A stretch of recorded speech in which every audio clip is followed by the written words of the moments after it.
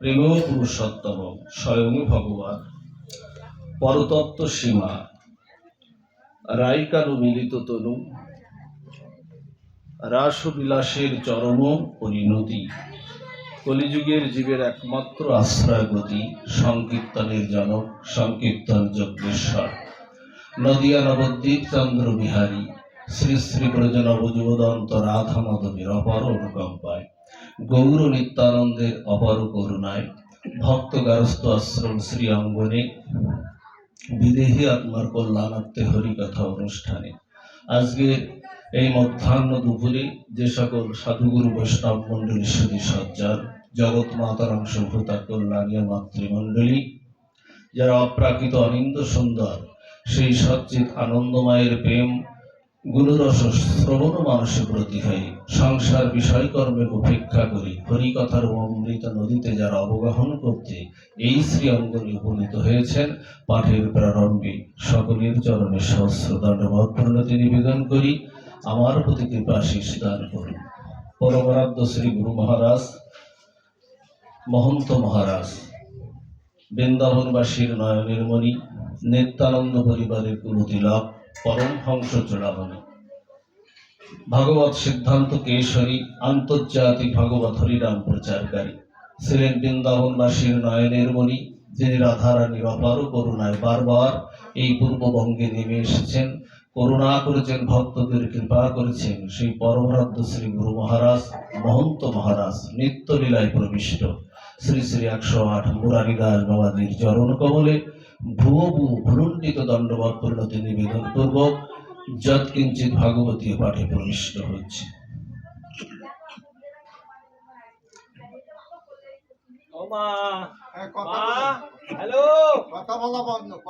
আপনারা অন্তত 1 ঘন্টা একটু সবাই একটু যার উদ্দেশ্যে আমরা আসছি তস্মাদ ভারত সর্বাত্মা ভগবান ঈশ্বর হরি শ্রোতব্য কীর্তিতব্যশ্চ স্মাতব্যশ্চ ভয়ম।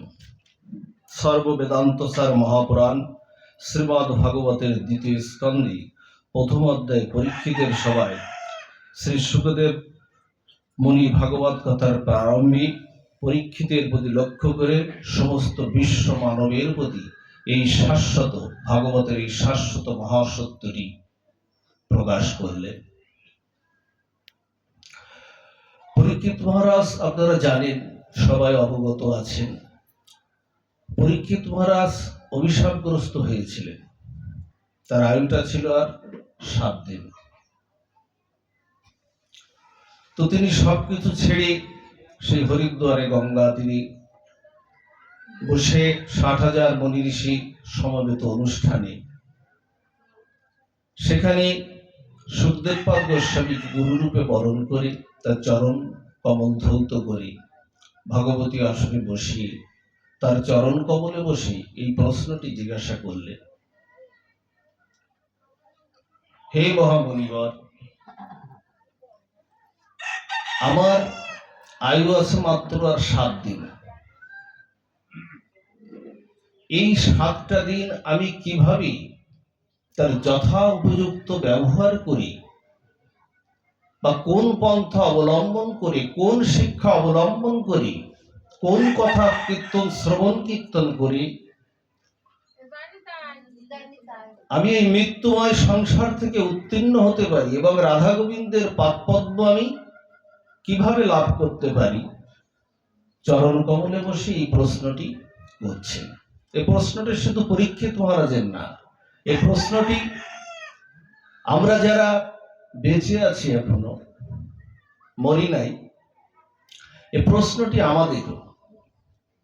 কোন উপায় দেবদুর্লভেই মনুষ্য জন্ম পেয়ে, ভগবত মুক্তির দ্বার স্বরূপেই মনুষ্য জন্ম পেয়ে কোন উপায়ে কোন পন্থা অবলম্বন করে আমরা সেই গোবিন্দ পাদ পদ্ম লাভ করতে পারি? তখন সুখদেব পাদ গোস্বামী অভয় দিলেন, মৃদু হাসছেন, তো অভয় দিলেন, হে পরীক্ষিত, হে মহারাজ, তুমি ভয় পেও না। ভগবানের কথা যদি এক মুহূর্ত কেউ শ্রবণ কীর্তন করে, তব কথামৃতং তপ্ত জীবনং কবি ভিড়িতং কলমসপহম শ্রবণাং মঙ্গলাং শ্রী মদত্তং ভুবি গৃণন্তি যে ভুরিদা জনা। বলছেন যে এই গোবিন্দ কথা, এই কৃষ্ণ কথা, এই হরি কথা যদি এক মুহূর্ত কাল জীবের কর্ম ইন্দ্রিয় দ্বারা, বলতেন যে শ্রবণাং মঙ্গলম, শ্রবণ করলেই মঙ্গল। এই গোবিন্দ গুণ কথা, এই কৃষ্ণ কথা যদি অহিতুকি উৎকণ্ঠিত হয়ে অত্যন্ত ব্যাকুলতার সাথে যদি এক মুহূর্ত কাল যদি কেউ শ্রবণ কীর্তন করে, সেই এক মুহূর্ত কাল শ্রবণ কীর্তনের মাধ্যমে যে তার গোবিন্দ প্রাপ্তি মুহূর্তে হয়ে যায়। আর তোমার তো মাত্র এখনো 7টা দিন সময় বাকি আছে, তুমি ভয় পেও না। আমাদের দেবদুর্লভ এই মনুষ্য জন্ম পেয়ে আমাদের সবচেয়ে বড় কর্তব্য হলো, কর্তব্য আপনার অনেক থাকতে পারে, সংসারে, সমাজ সংসারে, স্ত্রী পুত্র পরিজনে, পিতামাতার প্রতি দায়িত্ব, কর্তব্য অনেক থাকতে পারে কর্তব্য, কিন্তু অবশ্যই কর্তব্য হলো আমাদের শ্রী ভগবানের কথা শ্রোতব্য, কীর্তিতব্যশ্চ স্মাতব্যশ্চ ভয়ম, অর্থাৎ শ্রী ভগবানের কথা শ্রবণ কীর্তন করা। এটাই আমাদের সবচেয়ে আমাদের বড় কর্তব্য। সেটা যদি আমরা না হই, ভয় আমাদের কখনো দূর হবে না। কারণ দেখুন, ভয় আমাদের কিন্তু ছাড়ে না। আমাদের রোগের ভয় আছে, শোকের ভয় আছে, আমাদের সমাজপতির ভয় আছে, রাষ্ট্র যিনি চালাচ্ছেন তার ভয় আছে, মৃত্যুর ভয় আছে, আবার মৃত্যুর পরে নরক যন্ত্রণারও আমাদের ভয় আছে। ভয় কি কাটে আপনার? ভয় কিন্তু কোনো কাটবে না। আপনি রাজা হন, মহারাজা হন, আর যেই হন না কেন, ধনী গরিব আপনি যাই হন না কেন, পরিচয়টা আপনার যাই থাকুক, কিন্তু ভয় আপনার কিন্তু কাটে না। ভয় কাটবে কি করে? ভয় কাটবে মামেব যে প্রপদ্যন্তে মায়ামেতাং তরন্তিতে, অর্থাৎ ভয় কাটবে, আমরা নির্ভয় হতে পারি কখন? ভজ হুরে মন শ্রীনন্দের নন্দন অভয় চরণার বিন্দে। ওই অভয় চরণার বিন্দে যদি আপনার সেই গোপী আনুগত্যে, সেই অভয় চরণার বিন্দে আপনার যদি সেই প্রপদ্যন্তে অর্থাৎ শরণাগতিটা আপনার যদি থাকে, আপনি মুহূর্তের মধ্যে আপনি নির্ভয় হয়ে যাবেন। এটাই আমাদের আজকের আলোচনার আমাদের প্রতিপাদ্য বিষয়। এই জন্য আমাদের এই মৃত্যুময় সংসার থেকে উত্তীর্ণ হতে হলে আমাদের অবশ্যই কর্তব্য হলো ভগবানের কথা, সেই সাধুমুখে হরি কথা শ্রবণ কীর্তন করা।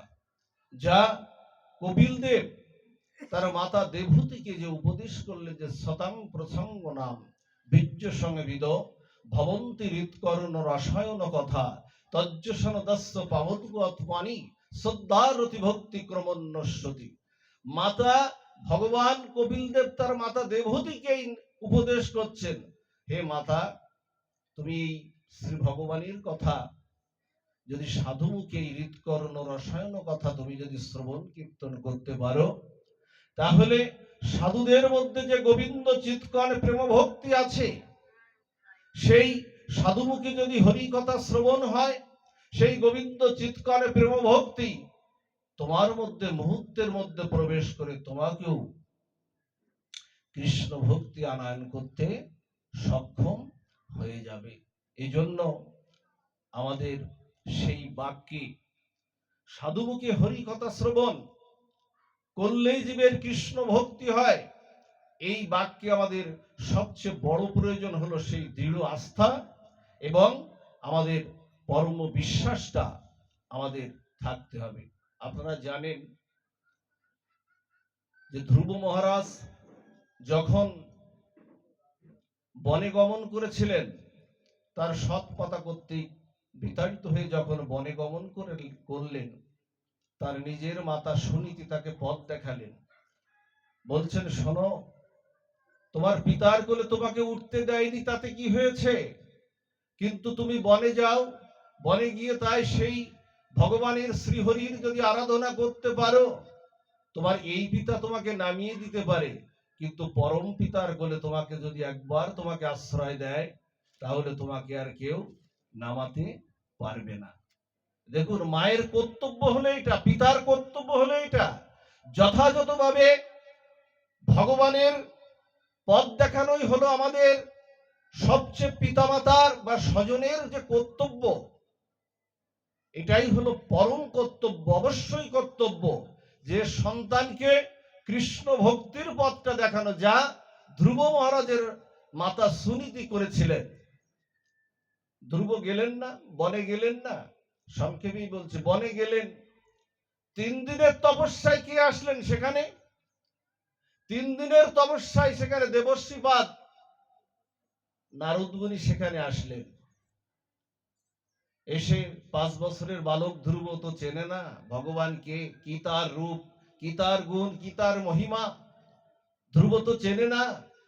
দেবর্ষিপাদ নারদকে বলছেন, আপনি কি আমার ভগবান, আপনি কি আমার শ্রীহরি? তা বলছেন যে না, আমি তোমার শ্রীহরি না, আমি তোমার শ্রীহরি, আমি দেবর্ষিপাদ নারদ মুনি, আমি বৈকুণ্ঠে থাকি, আমি ভগবানের নাম গুণগান, নারায়ণ নাম কীর্তন করি, বিষ্ণু নাম কীর্তন করি, আমি সেই নারায়ণের কীর্তন করি, আমি সেই আপনি দেবর্ষিপাদ না, দেবর্ষিপাদ নারদ মুনি। দেখুন কত বড় আস্থা বিশ্বাস। বললেন কি জানেন? বললেন 3 দিনের উপাসনায়, মাত্র 3 দিনের উপাসনায় আপনার মতো দেবর্ষিপাদ, আপনার মতো সাধু দর্শন যদি 3 দিনের উপাসনায় আমার হয়ে যায়, না জানি আর কয়দিন উপাসনা করলে আমি আমার সেই শ্রীহরির আমি পেয়ে যাব। এই যে দৃঢ় আস্থা বিশ্বাসটা, নারদ মুনি তার এই দৃঢ় আস্থা বিশ্বাসে তার প্রতি প্রসন্ন হয়ে গেলেন এবং তাকে সেই শ্রীহরির পথটা রচনা করে দিলেন। এই জন্য আমাদের সেই আস্থা বিশ্বাসটা আমাদের থাকা চাই। এই আস্থা বিশ্বাসটা না থাকলে না, আমরা কখনোই গোবিন্দ প্রাপ্তি হতে পারবো না। মৃত্যুময় সংসারে আমাদের এই শ্রবণ কীর্তন ছাড়া, আর এভাবে শ্রবণ কীর্তন করতে করতে যদি আমাদের যে অন্তকালে, গীতায় যে ভগবান বলেছেন যে অন্তকালে চ মামেব শরণ মুক্তা কলে বরম জপ্রতি সমদ্ভাবং জাতিনস্তত্র সংশয় জং জং বাপি শরণাং ভবং ত্যাজতং কলে বরম তং তমেবৈতি কুন্ত সদা তদ্ভব ভাবিত। যদি সেই ভাবনা, সাধুসঙ্গ না করলে, শ্রবণ কীর্তন না করলে, আপনার অন্তকালে সেই ভাবনাটা কিন্তু আপনার আসবে না। যদি এভাবে আমরা সাধুসঙ্গ এবং শ্রবণ কীর্তন করতে পারি, তো অন্তকালে যদি সেই ভাবনায় ভাবিত হতে পারি, তাহলে গোবিন্দ চরণ আপনার প্রাপ্তি হবেই হবে, এতে কোনো সন্দেহ আপনার নাই। এই জন্য বিশ্বাসটা থাকতে হবে, তিনি আমার হৃদয়ে আছেন। আপনারা জানেন অর্জুনের রথের সারথি কে ছিলেন? অর্জুনের রথের সারথি ছিলেন পার্থ সারথি ভগবান শ্রীকৃষ্ণ। কি বললেন গোবিন্দ ওখানে? 10 দিনের যুদ্ধ, লোকক্ষয়। অর্জুনের রথের সারথি আমার পার্থ সারথি ভগবান শ্রীকৃষ্ণ। 10 দিনের যুদ্ধ, চতুর্দিকে লোকক্ষয়। হঠাৎ করে সখা অর্জুন কি করলেন জানেন? সখা অর্জুন আমার গোবিন্দের হাতটা, হস্তটা চেপে ধরেছেন। চেপে ধরে বলছেন কি জানেন? সখা, 10 দিনের যুদ্ধ, চতুর্দিকে লোকক্ষয়, সংসারে তো অঘটন ঘটতেই পারে, শোক দুঃখ যন্ত্রণা তো আসতেই পারে সংসারে। যদি ওই দ্রোণাচার্য, পিতামহ ভীষ্মদেব আর দুর্যোধন, অশ্বত্থামার বাণ যদি আমার বক্ষকে বিদীর্ণ করে দেয়, হঠাৎ করে বিপদ তো আসতে পারে। পার্থ সারথি ভগবান শ্রীকৃষ্ণ, যার রথের সারথি, সেই ভগবান শ্রীকৃষ্ণ অর্জুনের হাত দুটো করপল্লব ধরে চেপে যে কথাটা বলেছিলেন, এই বিশ্বাসটা যদি আমাদের থাকে, চেপে ধরে বলেছিলাম, হে অর্জুন, যদি কখনো ওই পিতামহ ভীষ্ম, গুরুদেব দ্রোণাচার্য আর অশ্বত্থামা দুর্যোধনের বাণ তোমার বক্ষকে বিদীর্ণ করতে চায়, সেদিন আর তোমার যুদ্ধের রথের সারথি আমি থাকবো না, তোমার জীবন রথের সারথি হয়ে সেদিন আমি আমার বক্ষকে আমি বিদীর্ণ, আমার বক্ষ পেতে দেব। এই হলো ভগবানের প্রতিজ্ঞা। এই জন্য ভালোবাসতে হবে ভগবানকে, ভালোবাসাটা তাকেই দিতে হবে, অন্য কাউকে ভালোবাসাটা না। অন্য কাউকে ভালোবাসাটা দিলে না আপনি ঠকবেন। জীবনে যদি ভালোবাসতেই হয়, আমরা তো বিত্ত বৈভব ঐশ্বর্য মার্গে, কাম কামনা বাসনা মার্গে আজকে আমরা ভুলে গেছি ভগবানকে। কিন্তু মহাপ্রভু যা বললেন, তার শিক্ষাষ্টকের শ্লোকে যেটা বলেছিলেন, ন ধনং ন জনং ন সুন্দরীং কবিতাং বা জগদীশ কাময়ে মম জন্মানি জন্মানিশ্বরে ভবদাদ ভক্তি রহিতু কি তৈ। কি বললেন এখানে? এদিকে দেখবেন আমাদের দুর্গা পূজার অষ্টমীর অঞ্জলিতে ওখানে কি বলছেন, যশং দেহি ধনং দেহি বিদ্যাং দেহি পুত্র দেহি শুধু দেহি আর দেহি।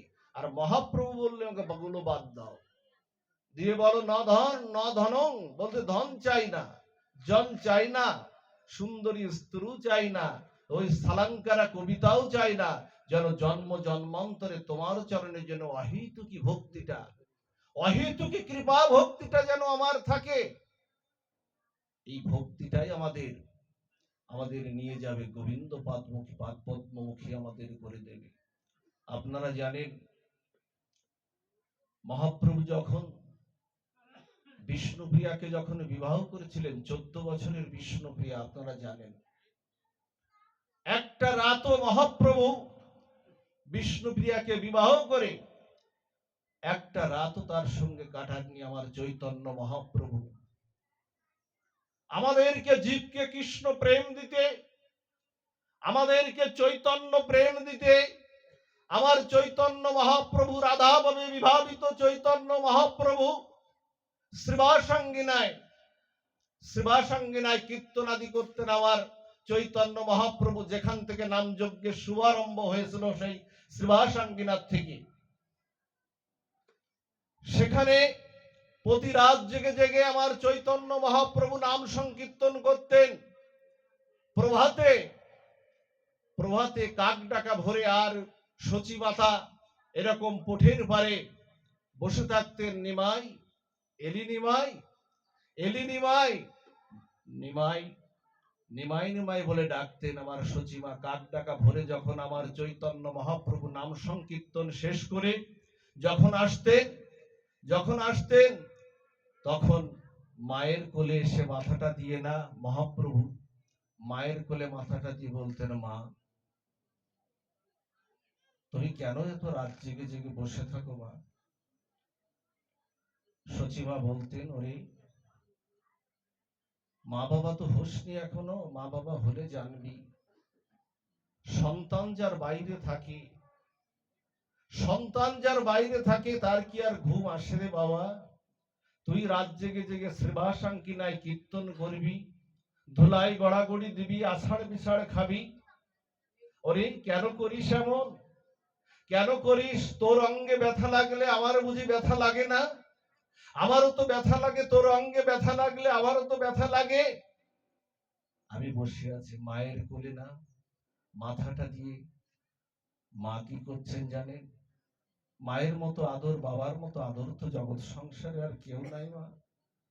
মা তার কাপড়ের আঁচলটা দিয়ে আমার চৈতন্য মহাপ্রভু সমস্ত অঙ্গের ধুলাটা মুছিয়ে দিচ্ছেন। আর ওদিকে বিষ্ণুপ্রিয়া জালানার ফাঁকে দাঁড়িয়ে অবাধ্য কণ্ঠে বলছেন, মা মহাপ্রভুর সমস্ত অঙ্গের ধুলিটা তুমি মুছিয়ে দাও মা, কিন্তু ওই চরণের ধুলিটা যেন তুমি মুছো না মা। ওই চরণের ধুলিটাই তো আমার বাঁচার একমাত্র সম্বল, চরণের ধুলিটা মুছো না। গেলেন চৈতন্য মহাপ্রভু, ঘরের মধ্যে গেলেন। যে কথাটা আপনাদের বোঝানোর সেই জায়গাটায় আমি নিয়ে যাওয়ার চেষ্টা করছি, যদিও পাঠের সময়টা অত্যন্ত কম, এত সংক্ষিপ্ত সময়ে আস্বাদন হয় না। তো যে জায়গাটা একটু সংক্ষিপ্ত হয়ে নিয়ে যাওয়ার চেষ্টা করছি, যখন গৃহে গেলেন তখন চৈতন্য মহাপ্রভু বলছেন কি, তোমাকে তো বিবাহ করে সময় দিতে পারি নাই, আজ আর আমি যাব না, আজ আমি যাব না। তখন বিষ্ণুপ্রিয়ার মনে বড় আনন্দ হলো। আনন্দ হয়ে না বলছে, আজ মহাপ্রভু যাবেন না, আজ তাকে সেবার সুযোগটা আমি পেয়েছি।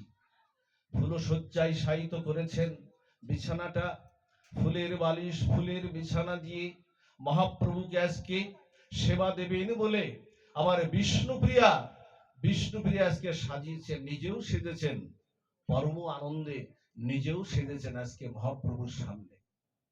সেজে না যখন মহাপ্রভুর রাত্রে যখন পাদ সম্ভাষণ করছেন, সেবা দিয়ে যখন পাদ সম্ভাষণ করছেন আমার চৈতন্য মহাপ্রভুর, তখন বিষ্ণুপ্রিয়া চরণ ধরে বলছেন, নবদ্বীপে সবাই বলা বলি করছে তুমি নাকি সন্ন্যাস নিয়ে চলে যাবে, তুমি নাকি সন্ন্যাস নিয়ে চলে যাবে, নীলাচলের সেই জগন্নাথ মন্দিরে, সেই নীলাচলের তুমি চলে যাবে। কিন্তু আমার মতো অভাগার কথা তুমি নাই, বাদই দাও। কিন্তু নবদ্বীপের সবাই বলে মাতৃভক্ত নিমাই, মাকে কোথায় ফেলে রেখে যাবে, কোথায় রেখে যাবে মাকে? যে কথাটা বলেছিলেন, এই কথার প্রতি উত্তরে আমার চৈতন্য মহাপ্রভু যে কথাটা বলেছিলেন, বিষ্ণুপ্রিয়ার হাত দুটো করপল্লব ধরে চেপে ধরে বুকের মধ্যে নিয়ে যে কথাটা বলেছিলেন, ওগো বিষ্ণুপ্রিয়া, যদি জগতে কাউকে আপন করতে হয় তাহলে কৃষ্ণকেই আপন করো, অন্য কাউকে আপন করতে গেলেই তুমি ঠকবে, ব্যথা পাবে। 4টা লাইনের কথা বলেছিলেন, যা কৃষ্ণদাস কবিরাজ গোস্বামী পয়ারে লিখেছেন। যে কথাটা বলেছিলেন, যদি এখান থেকে এটা নিতে পারেন তাহলে কৃষ্ণ ভক্তির পথে, ভগবত ভক্তির পথে কিছুটা হলেও এগিয়ে যেতে পারবেন, যেটা আমাদের প্রয়োজন। বলেছিলেন, মিশাসুত পতি নারী, পিতা মাতা যত বলি, পরিণামে কেবা কাহার। ওগো শ্রীকৃষ্ণ চৈতন্য বহি, জগতে আর কোনো কুটুম্ব নাহি, যত দেখো মায়ার সংসার। ওগো বিষ্ণুপ্রিয়া, যে বনে যে গাছে ফল থাকে না, পাখিগুলো আর সে গাছে বসে না, যে বনে দাবানল লাগে, হরিণীগুলো সে বনে আর বিচরণ করে না, যে ফুলে মধু নাই, মৌমাছিগুলো সে ফুলে আর বসে না। ব্রাহ্মণ পূজার পরে, পূজা হয়ে গেলে, যজমানের দক্ষিণা দেওয়া হয়ে গেলে ব্রাহ্মণ আর যজমানের দিকে ফিরেও তাকায় না। নিঃস্ব গণিকার, নিঃস্ব যুবকের কাছে তার গণিকার ফিরে তাকায় না। যত দেখো সব মায়ার সংসার। ভালো যদি বাসতে হয় তাহলে প্রভুকেই ভালোবাসো, কৃষ্ণকেই ভালোবাসো। সে ভালোবাসাটা আছে তো আমাদের, মা দিয়েছি তো গোবিন্দকে সেই ভালোবাসাটা, সবকিছু বাহ্যিক ভাবে দিয়ে সেই পরম যে ভালোবাসাটা আমরা দিয়েছি তো। যদি না দেই না তাহলে ভগবত মুক্তির দ্বার স্বরূপ এই দেবদুর্লভ মনুষ্য জন্মটা শুধু নষ্টই করলাম না, একটা মহতের বিনষ্ট করলাম। 84 লক্ষ ধ্বনি ভেদ করে প্রভু এই মনুষ্য জন্ম দিয়েছেন শুধু কাম কামনা বাসনা বিত্ত বৈভব ঐশ্বর্য মার্গে বিচরণ করার জন্য না, ভগবত ভক্তি নিয়ে ফিরে যাব, এটাই আমাদের পাথেয়, সেটাই আমাদের পরম পাথেয়। সেটা যদি না নিয়ে ফিরে যায় না তাহলে আমরা একটা মহতের বিনষ্ট করলাম। মহাপ্রভু শয়নে গেছেন, বিষ্ণুপ্রিয় মহাপ্রভুকে শয়নে দিয়ে না মহাপ্রভুর চরণ ধরে বিষ্ণুপ্রিয়াও ঘুমিয়ে পড়েছে। যখন মধ্যরাত যখন আমার চৈতন্য মহাপ্রভুকে দেখেন, মধ্যরাতে আমার চৈতন্য মহাপ্রভু আর ঘরের মধ্যে নাই। কোথা গেল আমার মহাপ্রভু? ঘরের মধ্যে তো আর নাই। ওমা কৃষ্ণ প্রেম যার হৃদয়ে, গৌর প্রেম যার হৃদয়ে সদা সর্বদা জাগ্রত, কৃষ্ণ ভক্তির উদয় হলে তাকে তো আর ঘরে বেঁধে রাখা যায় না, সে ঘর থেকে বেরিয়ে যাবেই। হঠাৎ করে রাত যখন দ্বীপ্রহর পার হয়ে হঠাৎ করে দরজা খুলে গিয়ে বিষ্ণুপ্রিয়া দেখছেন সুরধ্বনি গঙ্গার তীরে কে যেন বোবা কান্না বোবা কান্না করে ফুপিয়ে ফুপিয়ে কাঁদছে, ফুপিয়ে ফুপিয়ে কাঁদছে। গিয়ে বললেন, গিয়ে চরণ ধরে বললেন, হে মহাপ্রভু, কি তোমার ব্যথা বলো, কি তোমার ব্যথা, কেমন করে? আচ্ছা, মহাপ্রভুর কোনো কান্না থাকতে পারে, রোগ থাকতে পারে, তার শোক থাকতে পারে? যিনি রসরাজ মহাভাব বিরাচিত, যার নখাগ্র থেকে শিখাগ্র পর্যন্ত রসরাজ মহাভাব বিরাজ করে, সেই চৈতন্য মহাপ্রভুর কোনো জ্বালা থাকতে পারে, কোনো ব্যাধি থাকতে পারে, তার রোগ থাকতে পারে, শোক থাকতে পারে, তিনি কাঁদবেন কেন? তিনি কাঁদছেন আমাদের জন্য। বিষ্ণুপ্রিয়াকে জড়িয়ে ধরে বলছেন, বিষ্ণুপ্রিয়া, জগৎকে কৃষ্ণ প্রেম দিতে এসেছিলাম, কই কেউ তো কৃষ্ণ প্রেম নিল না, কাউকে তো কৃষ্ণ ভক্তির পথে আমি উদয়িত করতে পারলাম না, কৃষ্ণ ভক্তির পথে। যে কথাটা সেদিন বিষ্ণুপ্রিয়া বলেছিলেন, ত্যাগ ও বৈরাগ্যের শ্রীমূর্তি হলেন এই বিষ্ণুপ্রিয়া। তিনি বলেছিলেন, ওগো, নিজে না কাঁদলে অপরকে কাঁদানো যায় না, নিজে আচরণ না করলে অপরকে আচরিত ধর্মে প্রবৃত্ত করা যায় না। শোনো, তোমাকে আমি আমার মায়ার বন্ধন থেকে মুক্ত করে দিলাম, তুমি যাও সেই নীলাচলের জগন্নাথ মন্দিরের সেই গগন আকাশে, তুমি সেখানে হা কৃষ্ণ বলে কাঁদো। সচিমা কাঁদবে, তার কোঠের বারান্দায় বসে কাঁদবে, আর আমি বিষ্ণুপ্রিয়া তোমার চরণ খড়ম দুখানি নিয়ে সিংহাসনে বসি আমি রুদ্রদ্বার কক্ষে আমি কাঁদবো। আর সমস্ত নবদ্বীপ নদিয়াবাসী যার যার নিজ আবাস স্থলে কাঁদবে। এই সকলের কান্না একত্রিত করে যদি কৃষ্ণ প্রেম ভক্তির উদয় দিয়ে যদি আমরা কৃষ্ণ ভক্তি চাও, দিলেন। এই তো আপন যদি করতে হয় তাকেই আপন করো, অন্য কাউকে আপন করলে আমরা কিন্তু জীবনে আমরা ঠকে যাবই। এই জন্য মানব জীবনের একমাত্র কর্তব্য আপনার থাকতে পারে, যেটা বলছিলাম, কিন্তু অবশ্যই কর্তব্য হলো আমাদের হরি কথা, আমাদের শ্রবণ কীর্তন আমাদের করা। তো যা হোক, সময় গড়িয়ে যাচ্ছে, আমরা একটু সংক্ষেপে, আজকে যেহেতু নির্জান তিথি, আমরা একটু হরিদাস ঠাকুরের পরে একটু স্পর্শ করেই আমরা পাঠ বিশ্রামের দিকে আমরা চলে যাব। আপনারা জানেন